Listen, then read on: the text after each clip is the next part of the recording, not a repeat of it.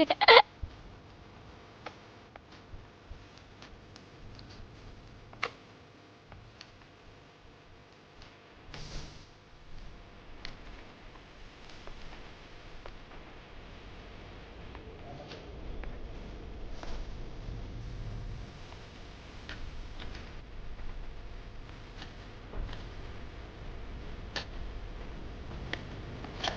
nito, ano nila ako?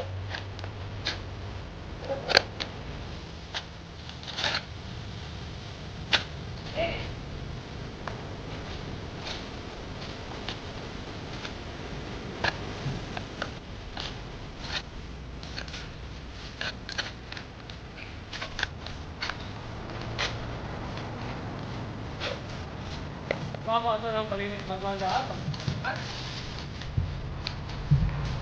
Puro na ako padugo, walang nakita. Yung sisyapon. Tama na ika. Puro lang ka natin, Dre. Mga high-tech kayo mga ito po. Dito pa.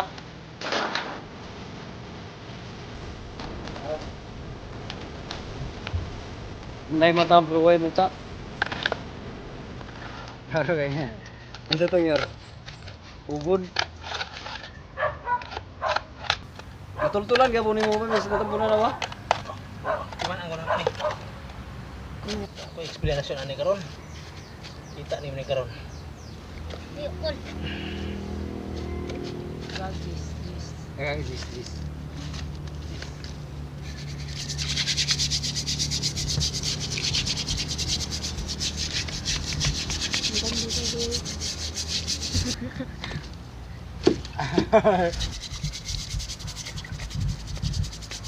Ya, pampul. Kana siya way diha or kana nang may lubi na siya way. Asa? Lubi. Ang lubi. Kana. Oh, ano na dia. Isulod na ko na dia atong lagi. Dia. Kani? Dia. Pampul. Ang nindong scatter. Na bato kung kan dako ni nagbangag kay kaso og nay bato iligid na sa blakon. Sao iligid ng dako kay bato. Kuan mo analyze nga ako. Namo dai gyud alkitran dayo. Totoo na ko nagsugod og kuan, treasure. Namo gyud alkitran dayo daghan no. Ah, gani.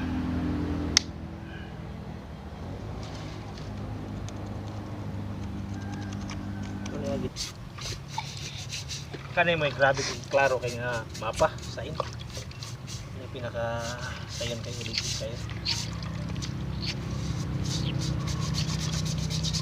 Mo pangalo to gubi. Kinsa? Katong guys kana na dayo. Kinsa ba ngaran? Singalan to nga katong Siya daw kwan. naglubong? Ang yang apuhan. Unya.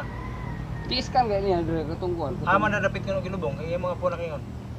Di kuan kan di kuan niya diha. Puro nalimot na siguro siya. Kaya yang kuan. Basing kuan. Mo may yang itulo diha katong scanner. Nalimot na to siya. So pagkakuan niya akong scanner niya basihan. Kani di gini mo bakak niya akong basa ri. Naihap man kanimo sign pila nako diha. May sign niya nako diha wala. Na katong mga bato. Pila ka bok? Tulo gyud to. Nah, tulura. Kaniyo kauban ni sa akong trabaho dito, ba? Di lang ta ko man gawlana loy. Pila ka book sign nito nga kita loy. Oh, sinina nimo bi. Hello, ito na yung mapa natin mga ka-true guide. Ito na yung connected talaga sa eksaktong location sa treasure of deposit at saka sa object marker na element 3 at saka Salakot Mountain. So dito sa actual makikita ko ito talaga ang Salakot Mountain dito na parte. Dito yung mangga and deposit. Kaya may nilinya dito para siyang nilinya kasi lahat ng lupa na hinukay dito dinala. Kaya naging Salakot ito. Dito dinala. At saka kung magtatanong kayo ano tong nakalinya dito. Ito nakalinya, naka-curve. Yung may markang pula ito ito yung road sign sa highway. So makikita nyo dito sa Google Map, makikita nyo talagang align dito. Tapos nag-curve ito, may kurbada dito, isa pang kurbada na maliit, at saka continue na rin dito. So ito talaga yung prospect na pinaka legit na sign na nakita ko, na kinopya talaga yung karsada at saka ang terrain sa buong area.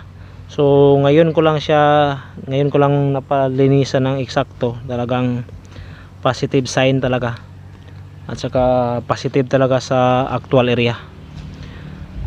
So kung compare natin sa mangga, ito yung sign na mangga, ito yung salakot, ito yung deposit. So madali lang siyang basahin or i-remap.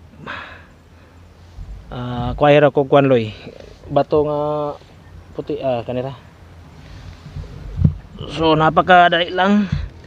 Paano malalaman dito yung eksaktong deposit, mga ka-true guide? Kasi ito yung sign of T, cruising. So ito yung sentro ng top mountain. So walang dot na nilagay, kundi malawak lang na bagi o malalim siya. So dito hindi siya perfect na circle.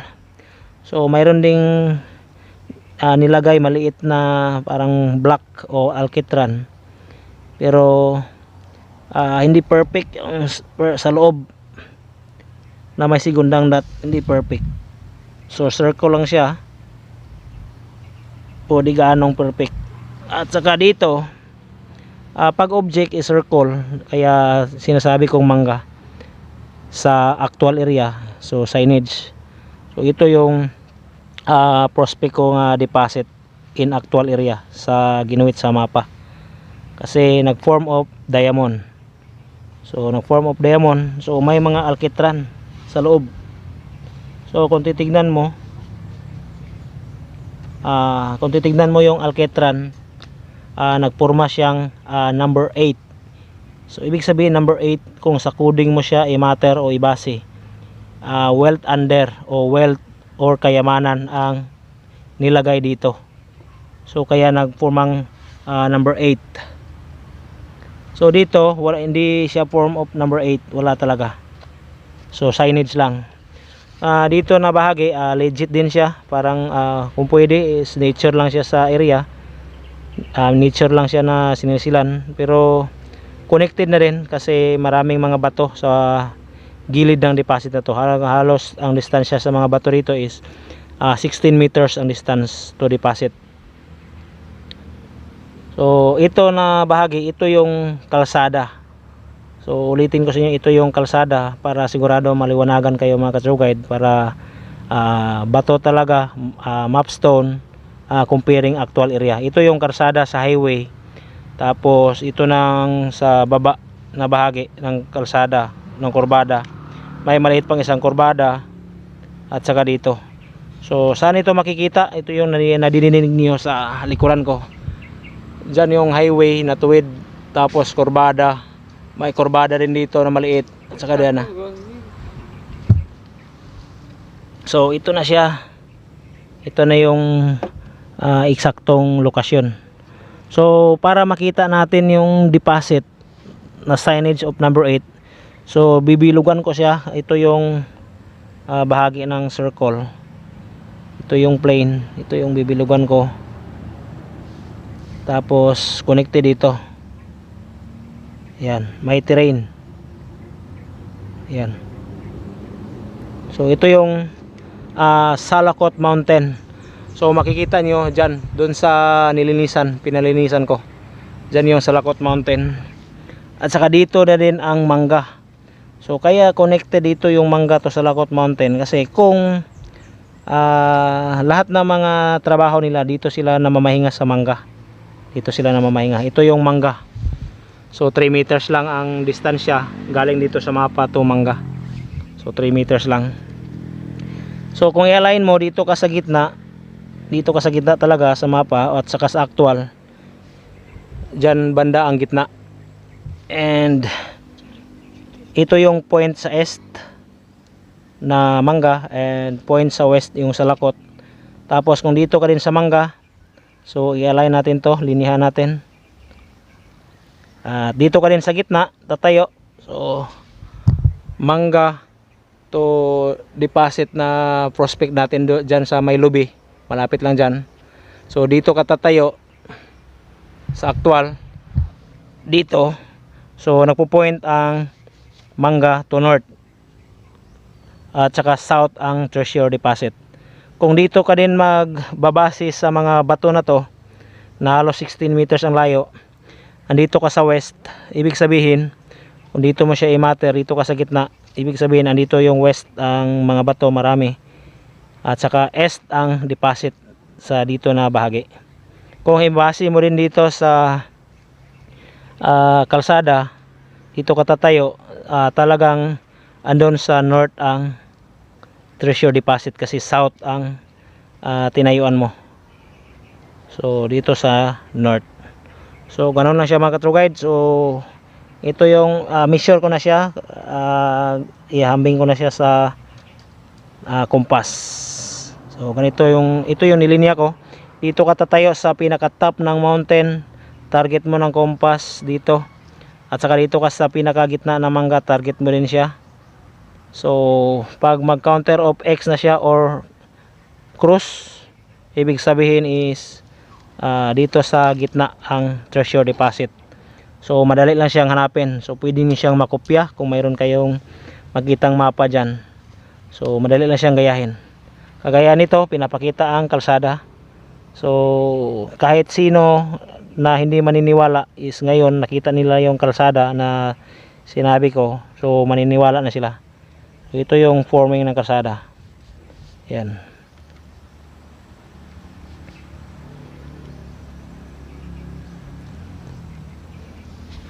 Okay.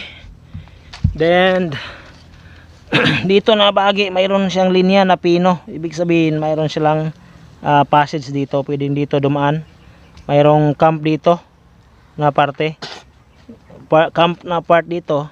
So yung mangga baba na dyan, ito yung mangga, doon ang camp na sinasabi ko, para siguradong kung may kalaban man, siguradong makikita nila. So dito, ito yung mangga, mayroong isang dot dito, ito isang dot malalim, mangga to dot. Titignan mo, makikita mo yung big boulder dyan sa trabaho nila, big boulder na marker. So walang alkitran na nakalagay dito o nagpo-point na may alkitran o signage of 8, di kagaya nito na 8 kung titignan mo. So meaning is kayamanan ang nakabaon dito. So gamitan na natin ang compass.